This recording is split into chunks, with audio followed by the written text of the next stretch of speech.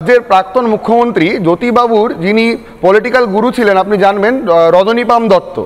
উনি British communism follow করতেন এবং এনারই যত এই জ্যোতিবাবুর ফলোয়ার বা ওনার থেকে ইন্সপায়ার্ড কতগুলি লোককে দেখবেন, তখন তারা প্রতিদিন মার্কসের ফটোতে ধূপধুনো দিত, এখন তারা কিন্তু তারাই ঘরের মধ্যে মমতা বন্দ্যোপাধ্যায়, অভিষেক বন্দ্যোপাধ্যায়ের ছবি রাখে।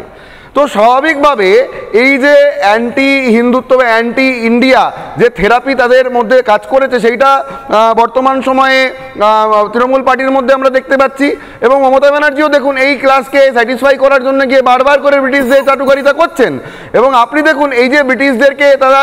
একবার করে থ্যাংক ইউ বলা, তার মানে একবার করে জালিয়ানওয়ালাবাগকে অ্যাপ্রেস করা, একবার করে